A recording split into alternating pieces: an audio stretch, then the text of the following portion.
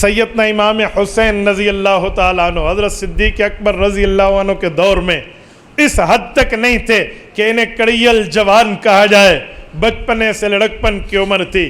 حضرت عمر فاروق کا دور وہ ہے جب حضرت حسین رضی اللہ عنہ کی جوانی ہے، اور حضرت حسین بحیثیت ایک عسکری اور ایک فوجی اور ایک آرمی کے فرد ہونے کی حیثیت پہ حضرت عمر رضی اللہ عنہ کے دور میں جہادی سفروں پر گئے ہیں۔ آپ تبرستان علاقے کی فتح اگر اٹھائیں، تاریخ کے انمٹ نقوش میں ہے کہ حضرت امام حسن اور امام حسین بحیثیت ایک فوجی کے اس جنگ میں شرکت فرما رہے ہیں۔ میں ایک سوال کرتا ہوں آپ سے، توجہ رکھیں۔ حضرت امام حسین اور امام حسن حضرت عمر کی خلافت کو تسلیم کر کے ان کے دور میں جہاد پر جا رہے ہیں، تو یہ کیا اہل بیت اور صحابہ کا پیار نہیں ہے تو اور کیا ہے؟ اچھا، میں ایک بات مزید کہہ رہا ہوں۔ حضرت حسین رضی اللہ عنہ کی جو شادی ہے، جس شادی کے نتیجے میں حضرت علی الاوسط امام زین العابدین امام سجاد کی پیدائش ہے، اور ان کے بعد مکمل 7 ائمہ 12 ائمہ میں جو ان کی اولاد ہیں، کیونکہ حضرت امام زین العابدین چوتھے نمبر پہ امام ہے نا 12 ائمہ میں، حضرت علی، امام حسن، امام حسین، امام زین العابدین، امام محمد باقر، امام جعفر الصادق، امام علی رضا، امام تقی، امام نقی، امام موسیٰ کاظم، امام علی تک، امام تقی، امام نقی، امام حسن عسکری، امام مہدی۔ یہ جو 12 ائمہ کی ترتیب ہے، ان میں امام زین العابدین سے باقی یہ ساری اولادیں حضرت امام زین العابدین کے نسب سے حضرت حسین کی اولاد ہے۔ تو حضرت حسین رضی اللہ عنہ سے کس خاتون کا رشتہ ہوا، کیسے ہوا، کس طرح ہوا، کہاں ہوا؟ ایران کی شہزادی جب وہاں سے باندی بن کے آئی ایران کے فتح ہونے کے بعد، تو بادشاہ کی بیٹی کسے ملے گی؟ حضرت عمر رضی اللہ نے فرمایا بادشاہ کی بیٹی شہزادے کے حقت میں دیں گے۔ لوگوں نے سمجھا حضرت عمر اپنے بیٹے عبداللہ یا کبشہ کی بات فرما رہے ہوں گے، لیکن آسمان کی آنکھ نے وہ منظر دیکھا جب اس بچی کی شادی کے لیے عقد طے ہوا تو حضرت حسین رضی اللہ عنہ کو بطور دلہا پیش کیا گیا۔ میرے دوستو، حضرت حسین رضی اللہ عنہ کا یہاں معاملہ، پھر تھوڑا آگے چلیے۔ حضرت عثمان غنی رضی اللہ عنہ کے دور میں حضرت حسین رضی اللہ تعالی عنہ کا معاملہ تو بطور پہرہ داری جتنا شامل ہے کہ جب حضرت عثمان پر بلوائیوں کے حملے کا خطرہ تھا، بلوائی پہنچے تھے، حضرت عثمان غنی رضی اللہ عنہ کے قصر خلافت پر حملہ آور ہونے کے لیے صحابہ کرام نے حضرت عثمان امیر المؤمنین سے ان کے خلاف جہاد کی اجازت مانگی تھی، تو حضرت عثمان نے فرمایا تھا میں اپنی ذات کی خاطر شہر رسول کو خون آلود نہیں کرنا چاہتا، میری طرف سے کوئی بندہ ان کے خلاف نہیں اٹھے گا، میں ان سے خود بات کروں گا۔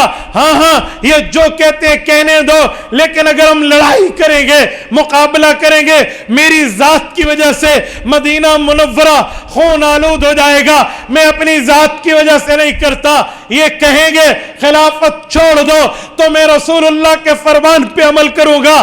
اللہ کے رسول نے مجھے فرمایا تھا ان اللہ یکمسک قمیصا فإن ارادک المنافقون ان تحلا فلا تحلا لهم۔ ابن عساکر میں حدیث پاک موجود ہے، حضور پاک علیہ السلام کا فرمان حضرت عثمان نے پیش کیا کہ اے عثمان، حضور نے فرمایا تھا ایک وقت آئے گا اللہ تجھے عزت کی قمیض یعنی خلافت دے گا، اگر منافق کہیں گے خلافت کو چھوڑ دے، مجھ سے آ کر ملنا قبول کرنا، ان کی بات کو تسلیم نہ کرنا، کہ میں اس پہ عمل کروں گا۔ جب صحابہ کرام اس بات پہ مایوس ہو گئے کہ اب ہم تلوار نہیں اٹھا سکتے، امیر المؤمنین لڑنے نہیں دیتے، تو صحابہ نے اپنی اولادوں کو حضرت عثمان کی پہرہ داری پہ ٹھہرایا تھا۔ حضرت زبیر کے بیٹے عبداللہ بن زبیر، حضرت عمر کے بیٹے عبداللہ بن عمر، حضرت عباس کے بیٹے عبداللہ بن عباس، اور حضرت علی المرتضیٰ کے دونوں شہزادے حضرت حسنین حضرت عثمان کی پہرہ داری میں شامل تھے۔ بلکہ امام حسن کے لیے تو طبری میں موجود ہے کہ جب حضرت امام حسن نے دیکھا کہ یہ تو پہرہ داری پہ ٹھہر گئے، کہ تم لوگ گھر جاؤ، سب کو گھر بھیج دیا یہ شہادت کے وقت. تو حضرت حسن رضی اللہ عنہ قرآن کریم کے ایک نسخہ تھا میں گھر کے کونے میں بیٹھ گئے تلاوت کے لیے. مراد تلاوت بھی تھی اور حفاظت بھی تھی. کچھ ٹائم تو حضرت عثمان نے دیکھا کہ سارے چلے گئے، یہ میرا بھتیجا بیٹھا ہے. آخر میں کہا بھتیجے آپ بھی چلے جاؤ. یعنی پہرہ داری اس حد تک ان نے یہاں کی ہے. یہ بھی تو حضرت حسین اور حضرت امام حسن کی جوانی ہے، ان کو بھی ذکر کیا جائے. کیوں؟ حضرت عثمان کا گھر تو حضرت امام حسن اور امام حسین کی خالہ کا گھر تھا نا. نہیں سمجھے؟ حضرت علی المرتضیٰ کی زوجہ حضرت فاطمہ کی دو بڑی بہنیں یک کے بعد دیگر حضرت عثمان کی عقد میں ہے نا، تو خالو لگتے ہیں حضرت عثمان. خالہ کے گھر میں بیٹھنا تو کتنا بندے کے لیے اچھی بات ہے. آج کل اردو کی مثال دیتے ہوئے لوگ کہتے ہیں اجی تو تے خالہ جی کا گھر بڑھایا ہوا ہے. کیوں کہتے ہیں؟ کہ خالہ کا گھر تو اپنا گھر ہی سمجھتے ہیں نا. تو حضرت امام حسن تو ایسے ہی بیٹھے ہو تو خالہ کا گھر ہی ہے نا. کہا بیٹے آپ بھی چلے جاؤ. میرے دوستوں میں ایک جملہ کہتا ہوں، حضرت امام حسن اور حسین نے یہاں پہرہ داری کر کے جو سبق پڑھا ہے نا، بلکہ میں اس کو یوں کہوں کہ امام حسن رضی اللہ عنہ امام حسین کے سامنے 40 دن حضرت عثمان پہ پانی بند ہوا ہے، اور 40 دن ان نے پیاس میں قرآن پڑھ کے گزارے ہیں کہ 40 ختم مکمل ہوئے ہیں. تو امام حسین نے پیاس پہ صبر کرنے کا سبق حضرت عثمان کے در اقدس سے سیکھا تھا اور میدان کربلا میں سنایا تھا. تو یہ بھی جوانی کے معاملات ہیں. اس میں مال غنیمت کی تقسیم ہے، اس میں باقی معاملات ہیں. صحابہ کرام کی خلافت میں یہ شہزادے بھی شامل ہیں. اور جب سیدنا علی المرتضیٰ اور حضرت معاویہ رضی اللہ تعالیٰ عنہ کے دور میں جنگ صفین کا معاملہ ہوتا ہے، اور اس کے بعد جو صلح امام حسن مشہور ہے، امام حسن رضی اللہ عنہ نے جو صلح فرمائی تھی، جس کو اللہ کے رسول نے اپنی حدیث پاک میں یوں فرمایا ان ابنی ھذا سید، میرا بیٹا حسن سردار ہے. فلعل اللہ یصلح بہ بین فئتین عظیمتین من المسلمین، جب دو مسلمان گروہوں میں لڑائی ہوگی یہ صلح کرانے کا کردار ادا کرے گا. دو مسلمان گروہوں میں، یہ رسول اللہ کا فرمان بہت بڑی چیز سمجھا رہا ہے. تو امام حسن رضی اللہ عنہ جب صلح کی تھی، میری نہ مان، رجال کشی والے کی تو اپنی مان لے، وہ بھی لکھتا ہے کہ حضرت امام حسین بھی ساتھ تھے. کشف الغمہ دیکھیں تو علامہ اربلی لکھتے ہیں جلد 2 پہ، امام حسن اور امام حسین بیعت کے لیے ساتھ گئے تھے. اپنے ساتھ اپنے ایک بچپن کے دوست قیس بن سعد بن عبادہ رضی اللہ تعالیٰ عنہ کو بھی اپنے ساتھ لے کر گئے تھے.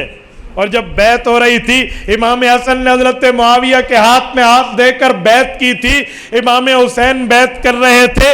تو قیس کے دل میں آیا کہ ان کی تو حضرت علی سے لڑائی ہوئی، تو انہوں نے آنکھوں سے حضرت حسین کو کہا کہ یہ کیا معاملہ ہو رہا ہے، شرطوں کے بعد بیعت ہو رہی، ہماری تو لڑائیاں نہیں تھی، آپ کو پتہ نہیں ہے. تو علامہ اربلی نے کشف الغمہ میں لکھا ہے، کہا کہ امام حسین نے آنکھوں سے ہی جواب دے کر دوست کو کہا کہ آپ اٹھیں اور بیعت کے، انہو امامی، امام حسن تیرا بھی بڑا ہے میرا بھی بڑا ہے، اس کی بیعت کے بعد ہماری بیعت بھی بنتی ہے. میرے دوستو یہ معاملہ یہاں تک ہے. اور جب تک حضرت معاویہ رضی اللہ عنہ کا دور چلا ہے، ان بھائیوں میں سے کسی کی ان کے خلاف نہ بغاوت ثابت ہے، نہ ان بھائیوں کی لڑائی کے معاملے. جو یزید کے لیے امام حسین ٹکرائے ہیں، اور ایسے ٹکرائے ہیں جیسے ٹکرانے کا حق ہو، اسے غلط سمجھا تو اٹھے ہیں. یہ حضرت معاویہ کے خلاف کیوں نہیں اٹھے تھے؟ انہیں تسلیم کیوں کیا ہے؟ اس سے پتہ چلا وہ معاملہ اور ہے، یہاں معاملہ اور ہے. تو میرے دوستو حضرت حسین کی جوانی یہ بھی ہے.